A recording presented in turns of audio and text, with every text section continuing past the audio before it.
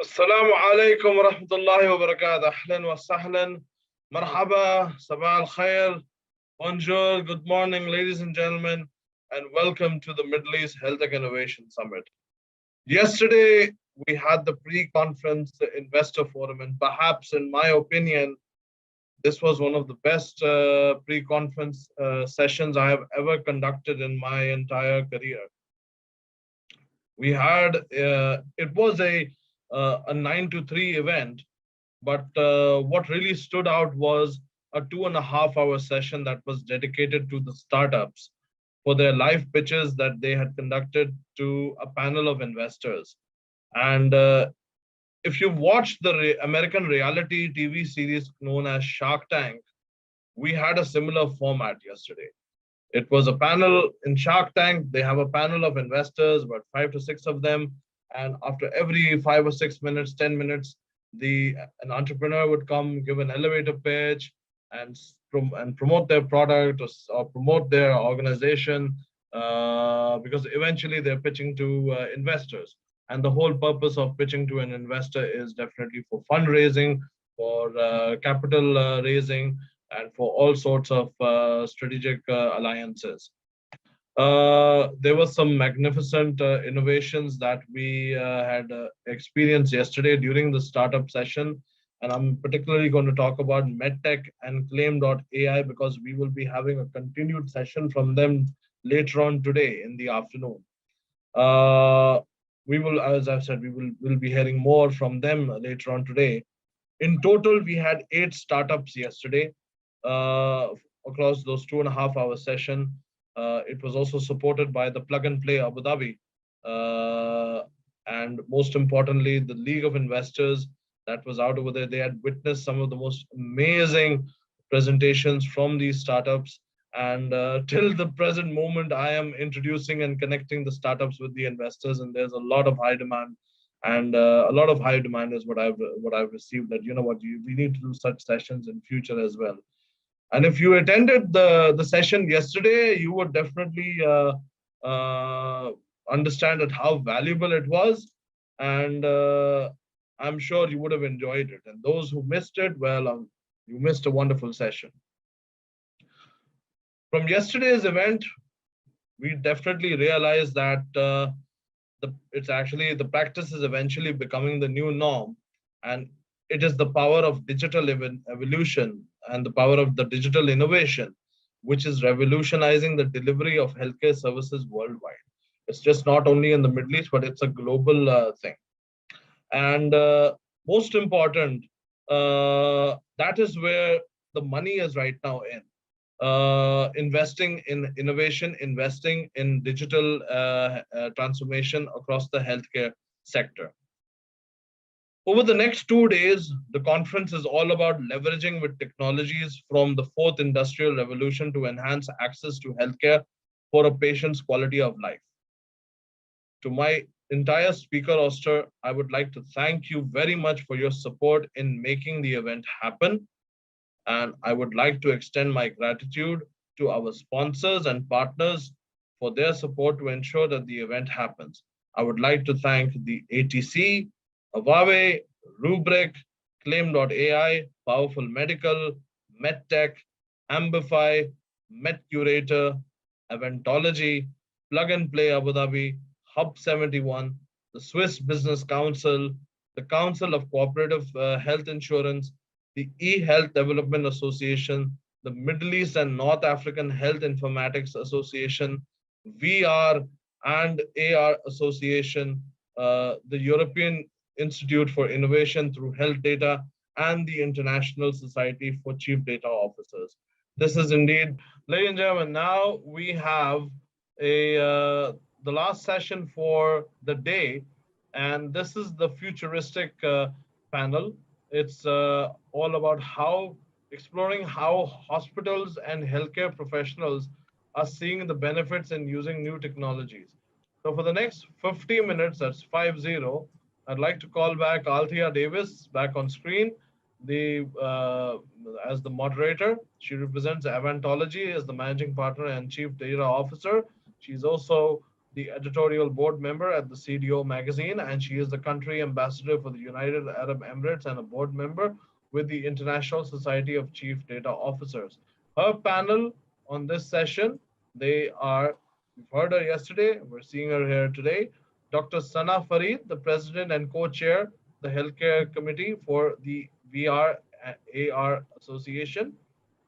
From Geneva, we have Mr. Reda Satki, the president for the Geneva Learning Foundation, and he is also the chief learning officer for Learning Strategies International. And here in Dubai, we have Dr. Aaron Han, the assistant CMO, chief medical officer for informatics, quality, and education at the King's College Hospital, Dubai.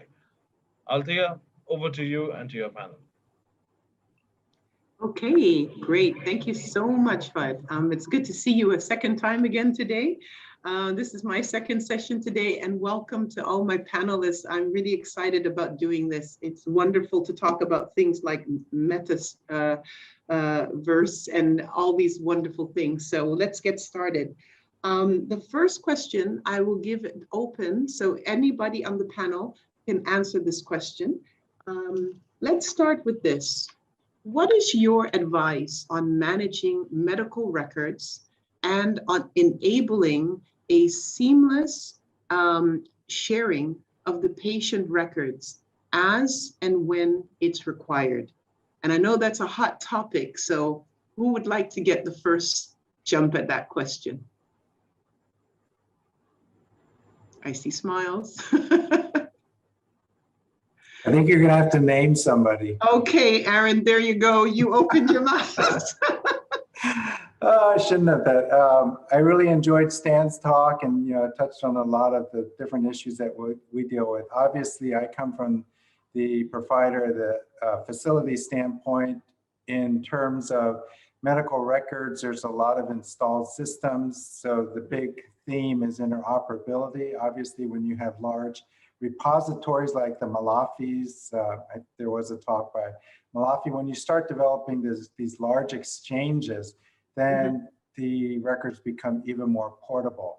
Obviously, one of the goals in the UAE is to get patient records down to a really small device that's either carried with you or maybe eventually, I don't know if I should say this, but maybe it's embedded on you. On you. So, right. So basically, you are your medical record.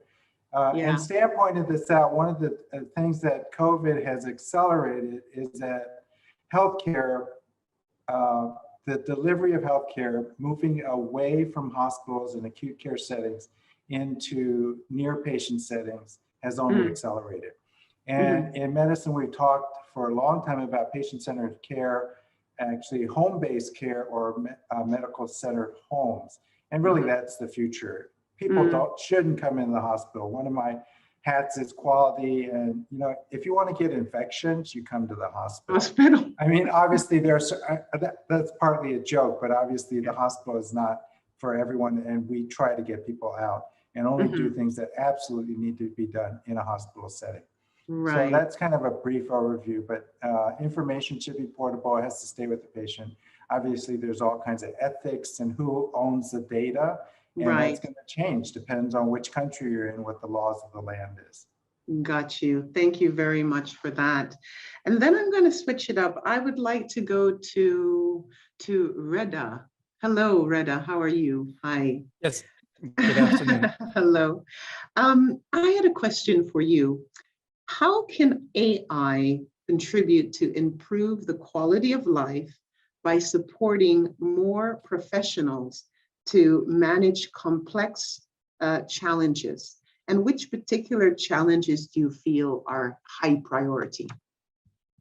Thanks. Yeah, that's a great question. So, I mean, first of all, so there's sort of two things that are on a collision that are on the collision course or have already collided, which is, on the one hand, you've got this sort of sweeping tsunami of digital transformation. And on the other hand, you have sort of profound changes in the health workforce and its development. I mean, the gap is glaring in most countries, even more so in developing countries where the Geneva Learning Foundation's work tends to focus. And so we see artificial intelligence as a key piece that is going to help individuals, teams, organizations, ministries, governments to navigate that digital transformation, help harness rather than sort of experience it as something that is difficult and painful, navigating those changes and empowering the health workforce at all levels, and right down to the front line to sort of be able to tap into that global intelligence composed of sort of two interlocking components. On the one hand, sort of distributed forms of expertise, so peer learning networks, and those recognizing that those peer learning networks extend across both humans and machines, and that increasingly you won't be doing a Google search. You will have co-agents, so entities that you will interact with in much the same way that and that will progressively begin to resemble how you interact with your coworkers, including some of the complexities and challenges there.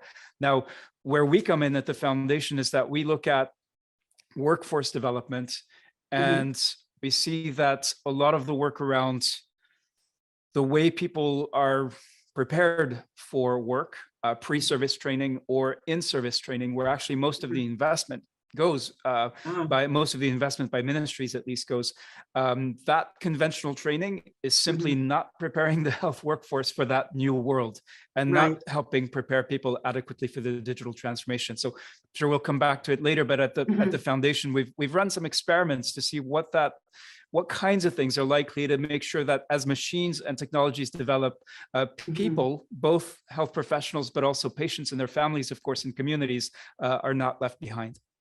Yes, that is so interesting what you mentioned, because in my previous session, we were talking about exactly the same thing, the fact that there's this elongated, much more robust, it's been invisible, and now we're acknowledging that it's there. This huge ecosystem of different people and players, from the family members who know something about your health condition, to, like you were saying, the workers who are formal healthcare professionals, and their whole journey to get onboarded and stay on top of things. It's very important to have the knowledge disseminated and readily available to help and complement the workers so that they can really stay on top of things. I think there's a really common theme that also came up in the other session. So if you look at the complex challenges, pick maybe top 2 or 3, which ones would you say, particular ones that you say, I think those are ones that I would like to highlight? So I don't know if that question is addressed to the entire panel. Oh no, I was addressing it to you. So okay, yeah. So because Aaron did his part already. The sort of hospital care, so that there's a sort of hospital and broader healthcare infrastructure right down to the clinic level, right down to the front line. Yes, I think there is a sort of an established corpus of how you manage that, how you develop, maintain, grow that infrastructure, what determines quality. On the other hand, the sort of infrastructure for digital health more generally,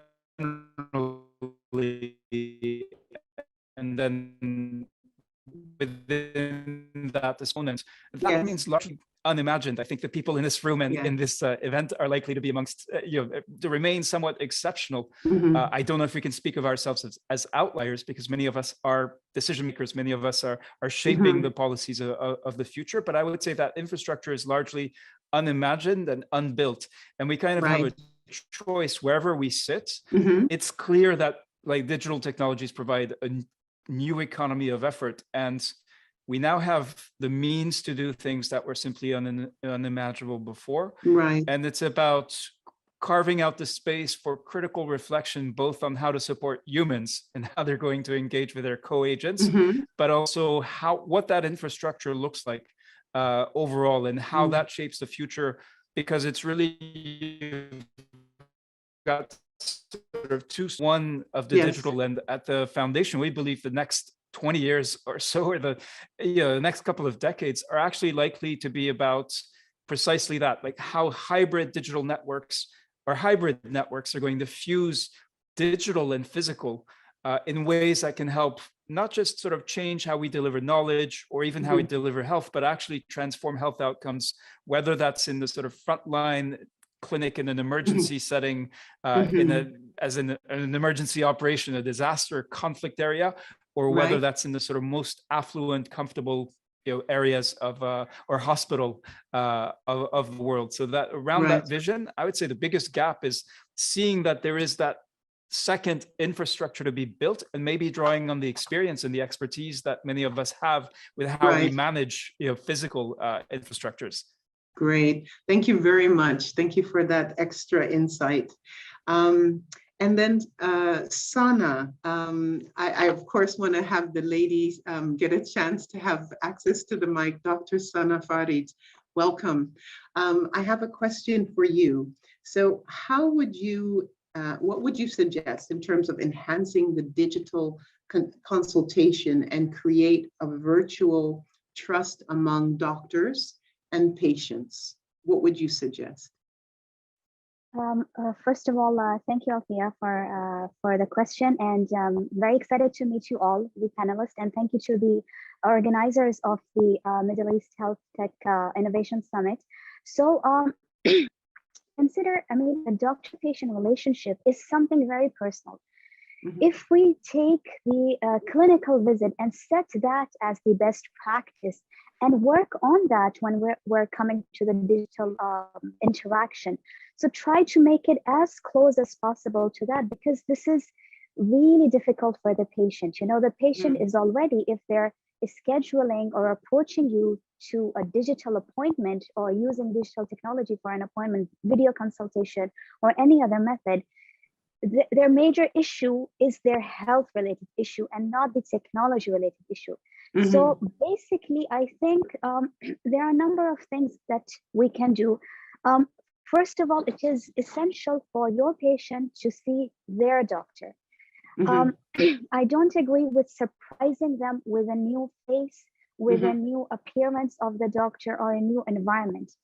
Already the entire system, the video consultation, is new for them. So I think the key lies in minimizing the new things and maximizing things that they're already used to. Now, what are the things that they're already used to? Let's suppose I'm meeting my own patient today. They are used to see me in a certain appearance with a certain dressing, with my existing office. Let's say even if I am working remotely, I should ensure maximum professional environment that I'm sitting in. The things that we commonly suggest during a Zoom conversation: make sure the lighting is adequate, make sure your appearance is good looking, you look neat, you look clean, and make sure that you are looking at the camera lens, because the patient will see that you are most likely looking at them. In general, I think this is to start with. Second of all, we commonly, in every conference, in every meeting, whenever we, sort of have a slight glitch in technology, the voice is breaking, the video is breaking, the connection is lagging, we blame it to the technology. I don't very much like this practice because number one, it is understood. And secondly, it's just sending sort of, not a negative vibe, but it's just not a good vibe that technology is helping us.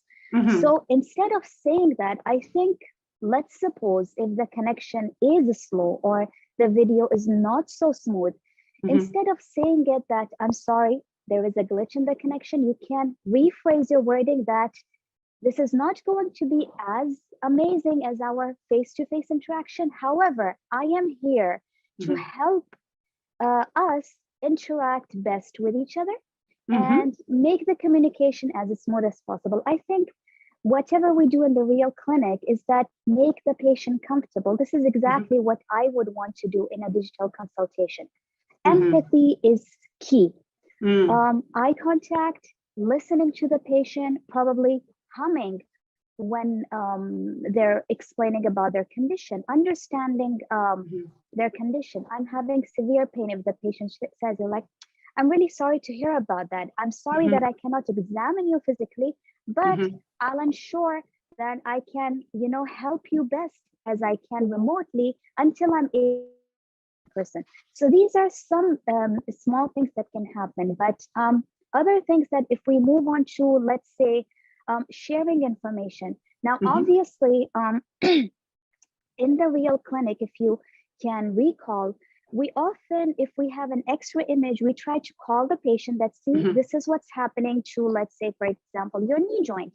Here, we have the privilege of screen sharing to get on the same page with the patient, share the file details that, see, the last time I saw you was 8 months ago. These were your vitals. This was your condition.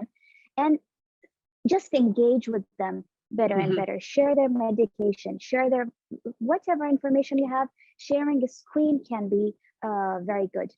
And these sort of practices. And then even whenever you're recommending the next step, the medication, do it with a lot of empathy, because the key here to understand is that this is a major gap.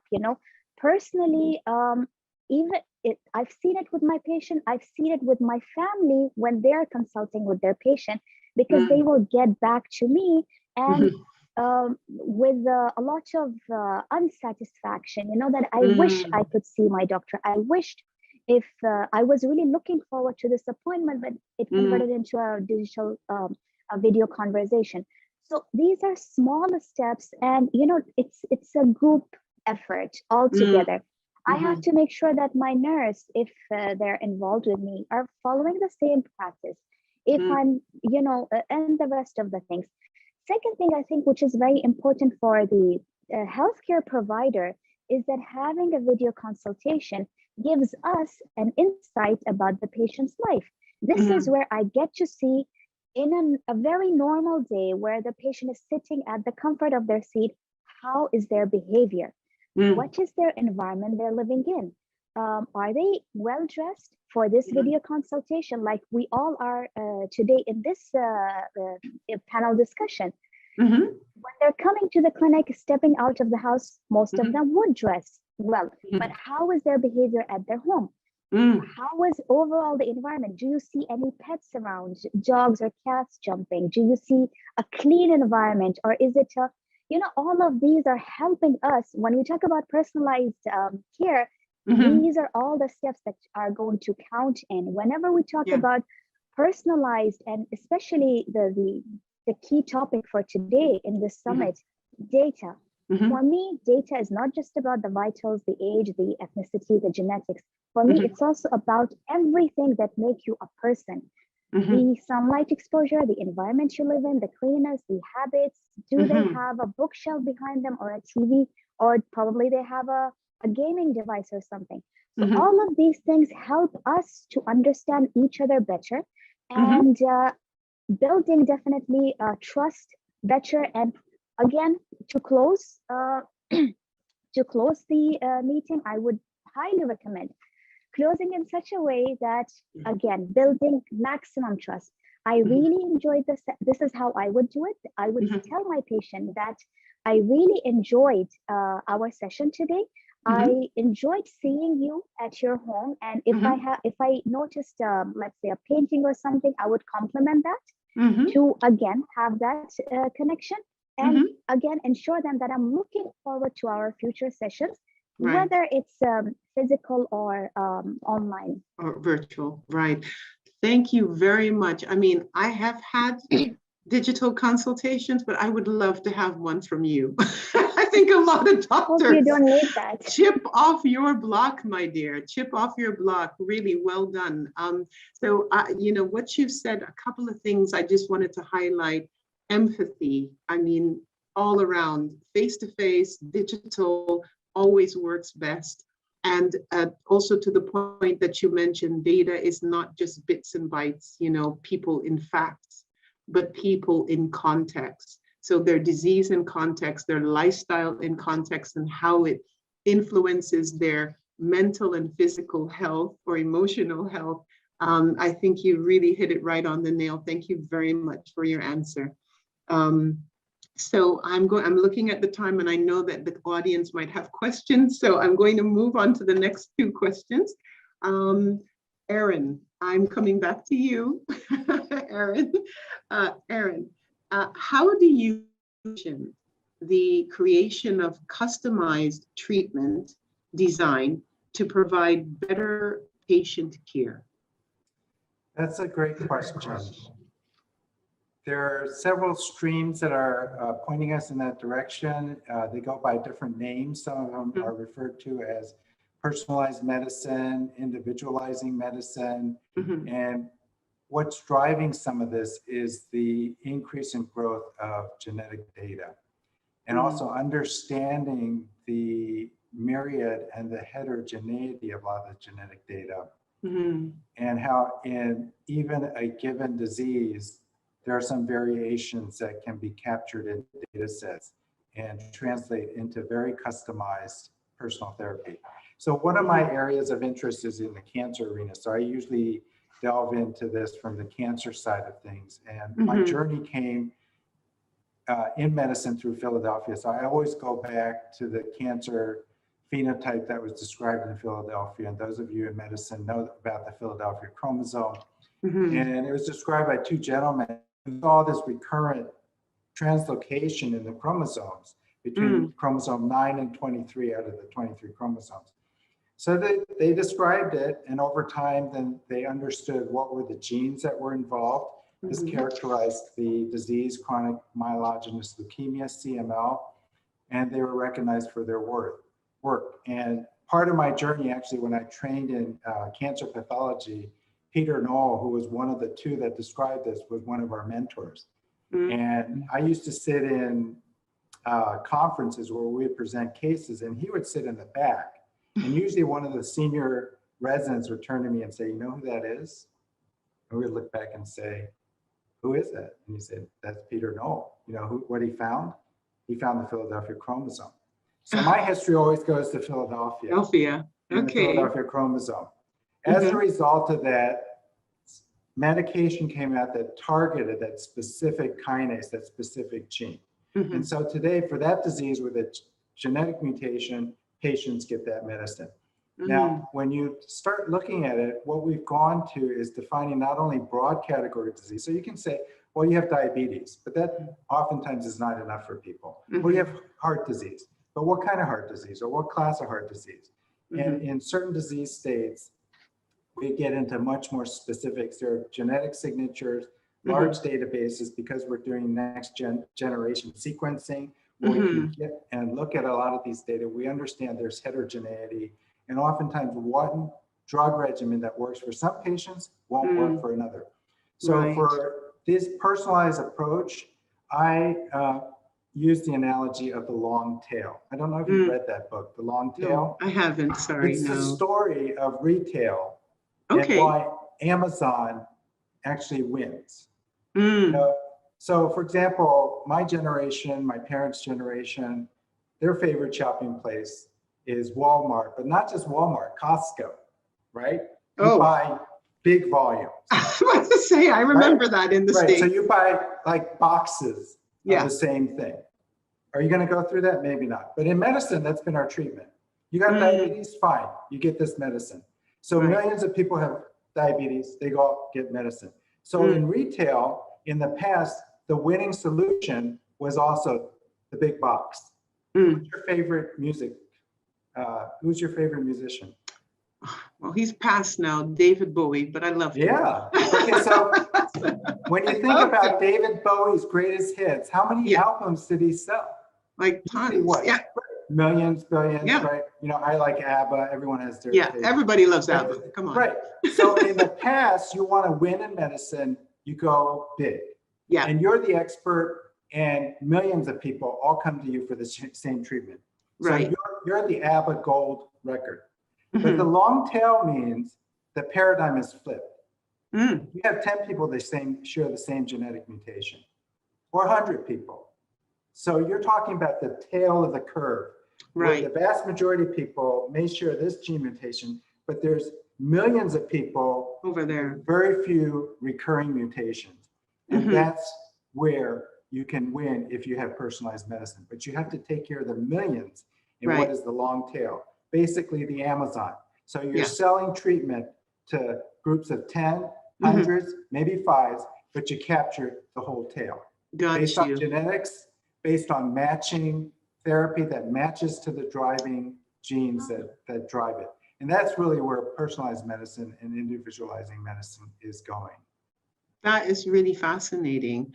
There's a question that came through from the audience. Thank you very much, Aaron, for that. It asks, what are the 5 technologies that will define the future of healthcare in the Middle East? Reda, do you want to take that first? I'm picking on you now. You don't answer. You don't put your hand up. I can share some thoughts, but in general, going right back to the, there's a set of infamous predictions about the future of technology. So people saying radio will never go anywhere.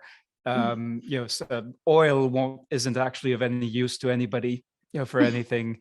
And then the CEO of Digital Equipment Corporation at the time, the second largest manufacturer of mainframe computers, saying, who would ever need a computer to sit in your home? So I tend to be very cautious about playing the soothsayer, but I do think that there's a common strand, and it's what we focus on at the Geneva Learning Foundation, and that's how do we as humans experience these troubled times, whatever and what that means is really that's probably one of the most profound questions, and also one of the most neglected ones, is in this digital age, whatever the technologies happen to be, and there's constant change, is likely to be the only certainty that we can have, especially because as humans, we're really bad at understanding that the pace of change is accelerating. So to go from the steam engine to electricity, it takes decades. To go from the big clunky mobile phone to the supercomputer in your pocket is lightning fast by comparison.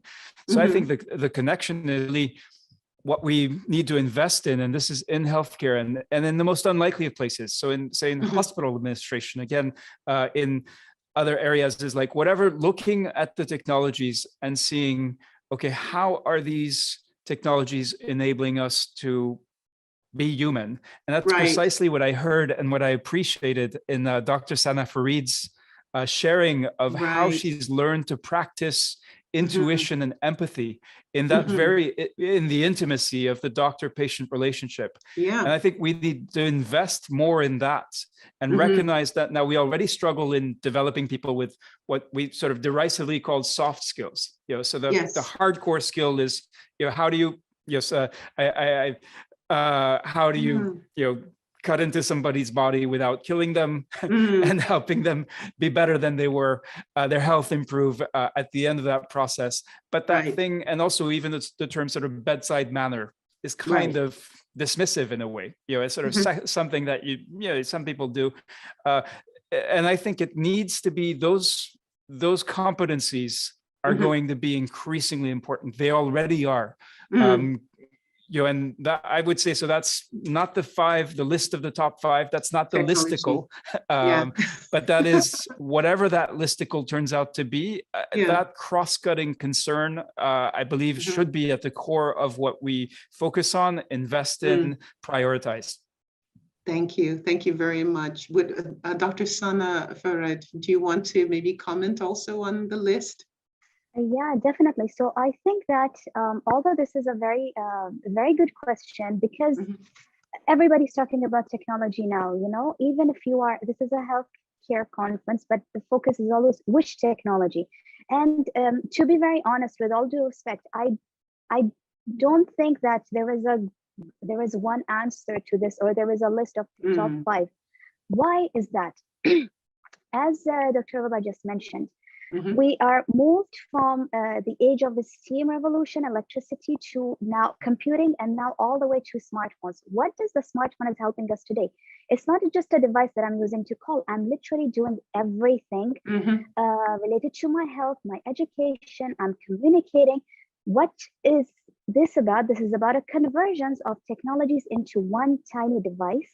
And this is the best example for us to understand that this is the technologies of the future.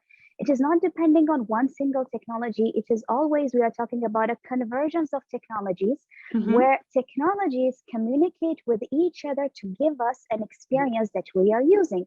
Right. In my mobile phone, there is a combination of a browser plus the internet plus technical terms that are helping me to learn a simple information on, let's say, a search engine.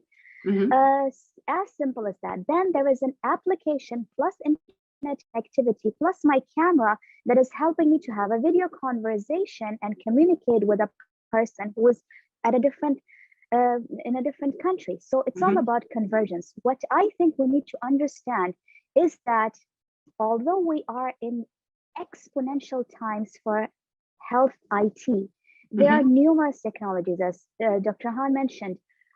We are talking about genetic technology, immunology, advancement in every single field. However, we are still the chronic diseases, which are the main pain point of every of every country, of every group of population. It is still the same. In a previous question, we learned about the metaverse, the AI. Is that how? I wish if somebody can actually give me a number on how much did actually all of these amazing terminologies have contributed to existing epidemics across the region. This is very important. So what we need to understand is that let the technology go as it is going. What I think we need to understand is how do we use existing information to solve the issues that we already have. For example, if I am guiding a new patient for a remote therapy or something, instead of encouraging them to buy a new device or invest into new something, I must understand what are the tools that they already have, what is the support system that they already have that can help them. A very basic example is that my mother suffers from osteoarthritis. I know it's a bit personal to discuss it, but it's very important. Her doctor suggested her a number of devices, equipments, gym equipments and stuff to use that. And she was very uncomfortable because this was a remote consultation. She does not understand where this is leading to. She does not want to invest in anything new. What I suggested for her is that simply using her smartphone to download an existing application, which is already used by another hospital. It is recommended by a number of expert physiotherapists, orthopedic doctors. That gives you a list of exercises that you can do at home. Whenever you are in need of lifting a weight, you can use the water bottles or a heavy pillow, for example, or a number or set of books. You need to utilize existing things because, see, again, as I keep saying, this is a transition for everyone. Instead of making it more and more difficult, you need to understand how to make it easier because our end goal, see, if my patient is investing in a new machine, even if I am the vendor, let's say, I think ultimately my goal is not that $100 or $1,000 I'm earning from that. My actual win is when the patient is benefiting. And instead of making them further away from the suggested treatment, I should show them simple, tiny step on how to make that happen. So for me, I don't think there is a promising technology, but it's about believing in technology is essential. Believing in the tools that I have today, whether it's a smartphone, a smart TV, anything, even a good network of people, friends who are, discussing with each other. So I think the acceptance that technology is here, it's here to stay, it is here to help us.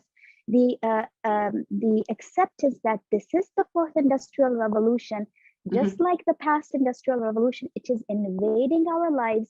It is all for the good. It is us who have to, open up and be acceptable for it. And if my doctor is recommending something, I should listen to him or her with open ears. This is my answer to this question.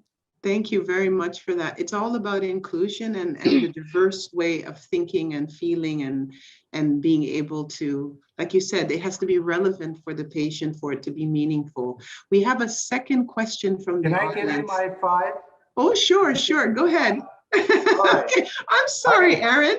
I didn't want to exclude you. I'm going to give you my 5 best investable idea. Okay. Number 1, and these are not in any order. So if you have like $50,000, you want to spread out your bets. If you win, send me an email. Number 1, pandemic, black swan event prediction. I'm actually working with a startup company called Alliance Care Technology, and we're building an AI-driven algorithm to help preemptively, based on symptoms, alert authorities when a potential pandemic is showing up. So number 1 is preventing the next black swan. We knew COVID was coming. It's been hundreds of years. We knew the next big thing was coming. Can we predict the next black swan? Number 2, mobility. We all know about Uber, but one of the sweet spots that healthcare has not exploited is location, mobility, and healthcare. So my ultimate in this space is that when a patient is ready to get a refill on his diabetes medicine, that car has shown up, or that drone has delivered that medication, and we know exactly where that patient is. So location, mobility, plus health, number 2. Number 3, space exploration and giving space for serendipity. So there are a lot of technological benefits that come, not because we're asking direct questions. And it's nice to see, Reza being part of this discussion, because I tend to work on the front lines, but I also have university colleagues that we work with. And some of these things, you may not think they have immediate application, but there are a lot of benefits to healthcare that came from NASA, space travel, and so on. Right. And the other story is one of my worst investment was getting out of Tesla too early, because I thought it was a car company. Tesla is not a car company. Not a car company. Right. Tesla is about something different. I'm not sure it's settled, but when I realized Tesla is about Exxon, then I was like, oh, wow. It's a whole different ballgame. Okay. So we need to think outside the box in healthcare. Number 3, number 4, when diagnosis and therapy are coupled. So today we make a diagnosis, we order tests, and then we tell the patient, oh, you need to be treated with this and this. Okay. But there's coming a day when some of our diagnostic tests and therapy are actually the same thing. So when you take the, whatever it is, the probe, it also has the therapy that will deliver the right medicine. And then number 5, last one, is the whole area of longevity, neuroscience, and one of the near-term ones I put in there is neurodegenerative disease, Alzheimer's. But this whole theme requires a lot more exploration, and there's going to be a lot of benefits and fruit that we will see probably in the next decade or so. So those are my top 5. I love your 5. I especially love your 4th one. The diagnostic is the treatment as well, with frequency and all of that, and longevity. I know we're coming up to our last 8 minutes, but there is somebody in the audience. It's a delegate. His name is Medhat El Masri. He's commenting on Dr. Sana Farid's statement earlier. And his comment is, we as an organization has innovated a training for the HCPs on how to conduct an effective remote patients consultation. It is available on demand. We can help on that. So just wanted to share that. And then we're going to run up to our last question and give the audience some time as well. The last one has to do with, has to do with safety.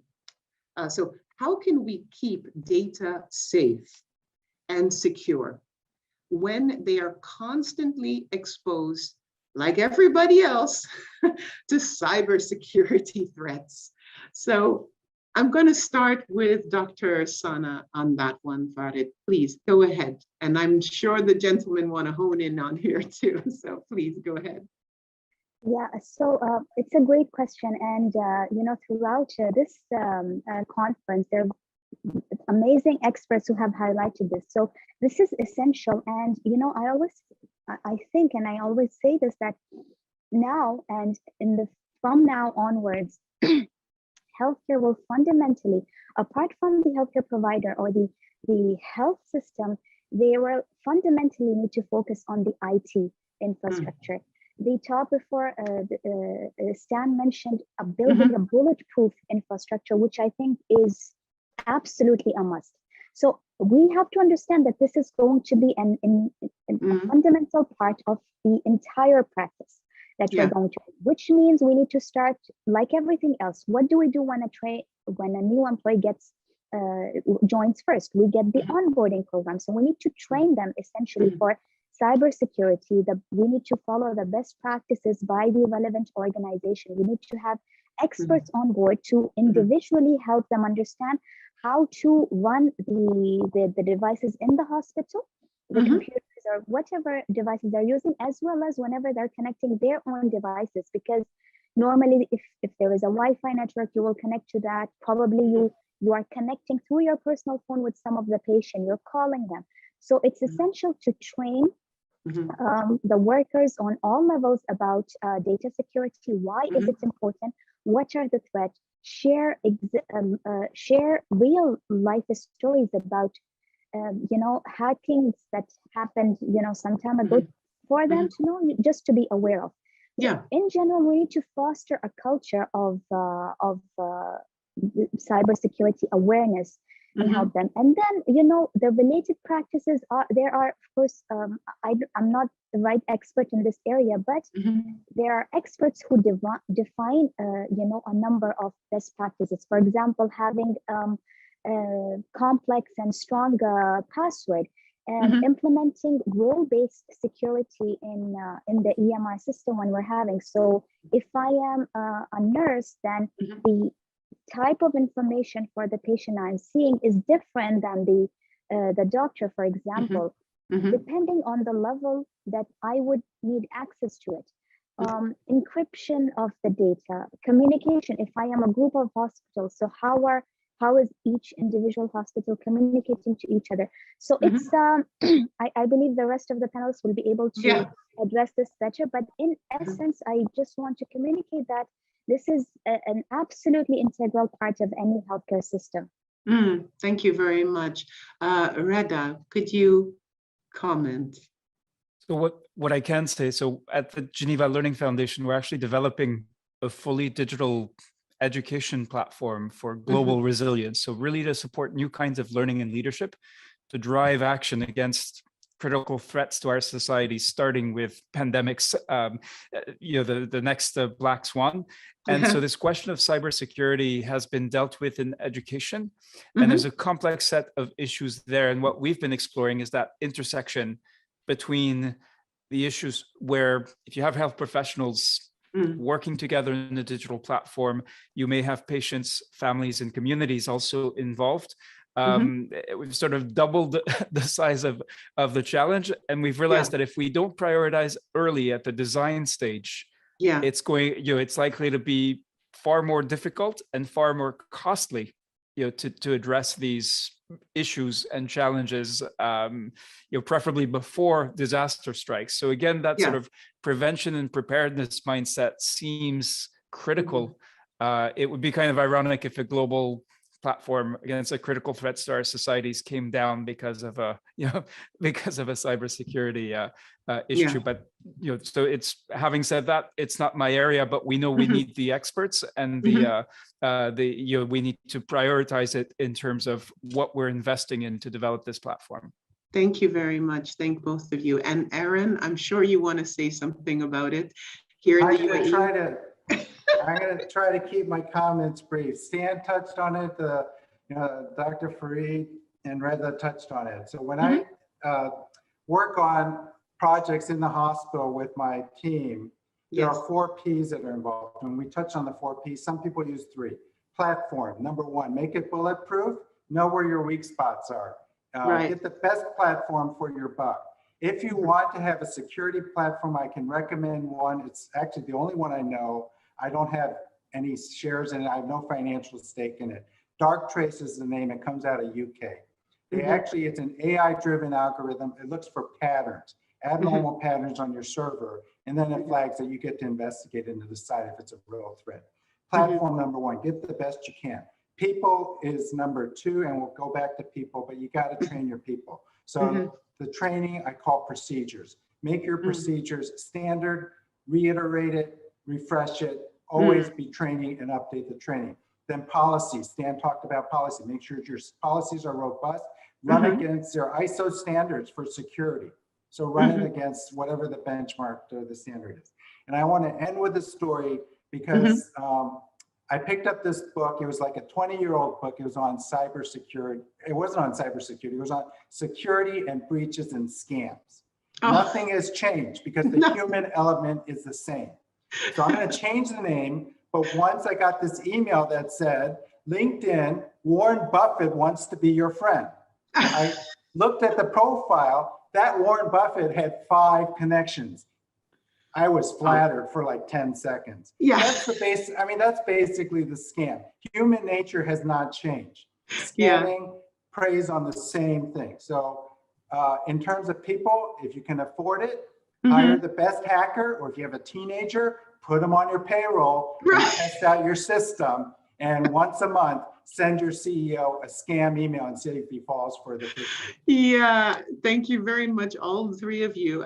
Being a chief data officer, I wanted to give my 2 cents to that, and it's really true. Using ethical hackers, and to your point, it is that's part of the resilience, and having like a whole value chain approach to your cyber and make it data centric, because at the end of the day, what are they hacking into to get?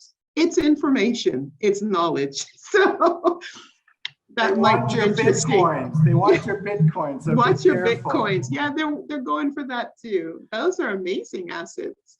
But I just wanted to say thank you all so much for such a, invigorating discussion about healthcare from all the different perspectives we've talked about.